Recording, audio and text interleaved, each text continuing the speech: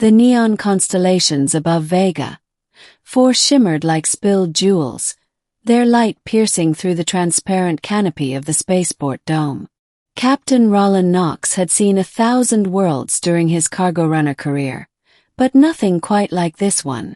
The air felt heavy with violet humidity, the scent of metallic blossoms drifting from the crystalline jungles nearby. He stepped down the landing ramp of his battered freighter, the wayfarer's luck, feeling the pull of curiosity tug at him harder than gravity. He was here to deliver a shipment of star silk, nothing more. Quick job, quick pay, no complications.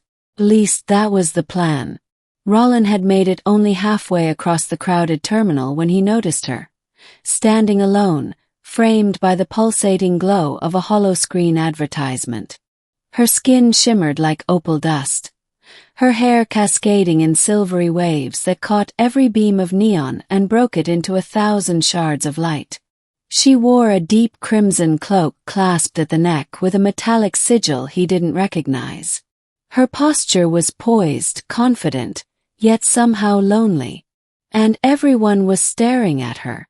Everyone except her, who seemed to stare directly, almost impossibly, at him. Roland blinked. He wasn't the easily startled type, but something about her presence made the world narrow and sharpen at its edges. She stepped toward him. The crowd parted without being asked, as though swept aside by an invisible current. "You," she said softly. Her voice moved like a warm echo, vibrating in places he didn't know a voice could reach. "Do you know who I am?" Roland swallowed. Words felt suddenly too small for the moment. He cleared his throat. "I mean, you're the sexiest alien woman alive." Her lips curved into a smile, one that was equal parts amused, surprised, and dangerous. "That," she whispered, "is certainly one interpretation." Before he could even process how ridiculous he must have sounded, she reached out and touched his wrist with elegant, luminous fingers. A strange warmth spread through him, like a pulse from a distant star. "You're coming with me," she said. He should have refused. He should have asked who she was, what she wanted, and why she had singled out a cargo runner like him in the middle of a busy port. But Roland Knox had always been better at reacting than at thinking, and something about her made thinking difficult. All right," he said. She led him through a maze of iridescent corridors until they emerged onto a balcony overlooking the shimmering crystalline jungle. Massive spires jutted from the earth, glowing like frozen lightning as the light from Vega's twin suns refracted across their faceted surfaces. Strange winged creatures drifted lazily between the towers, their wings trailing sparks. Roland exhaled. "Okay, this is incredible. But seriously, who are you?" She released his wrist and turned to face the horizon. "Names are complicated. On my world, a name is more than a word. It is history, duty, power. But for now, call me Seraphine." "Seraphine," he repeated. The name felt too soft, too delicate for someone with her presence. "Right. And what exactly do you want with me, Seraphine?" She studied him with eyes that glowed faintly. "You intrigue me. Few mortals look at me and see only what they desire. You looked at me and saw a person. Pretty sure I just said you were the sexiest woman alive." "And yet," she replied, her smile returning, "there was no greed in your mind." "Leah, humans are very noisy inside. You were quiet." Roland blinked. "Wait, you can read minds." "Only when I wish to," she said simply. "And today, Roland Knox, I wish to." He stepped back. "So you know my name too." "I know many things." Before he could press her further, 3 armored figures burst through the balcony doors. Their obsidian armor refracted the twin suns, and each held a spear humming with blue plasma. They dropped to one knee. "Your radiance," the one in front said. We have located the insurgents' base. Your orders. Roland stared. Your what now? Seraphine inhaled slowly and turned toward the soldiers. Maintain your distance. I will attend to it myself. The soldiers nodded sharply and retreated. Roland looked at her. His voice barely a whisper. Your radiance. Seraphine exhaled, the regal posture she had attempted to hide slipping back into place. I had hoped to spend more time as simply Seraphine. But I suppose the moment is over. He stepped back another pace. Who are you?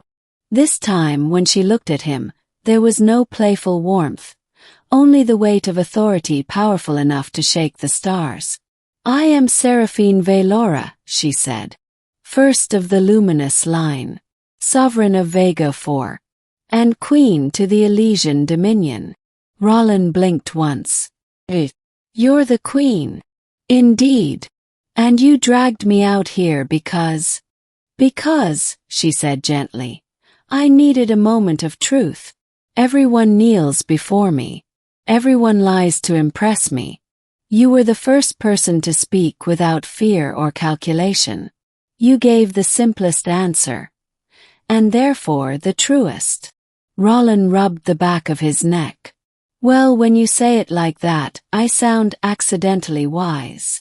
You are more than you realize, Roland Knox.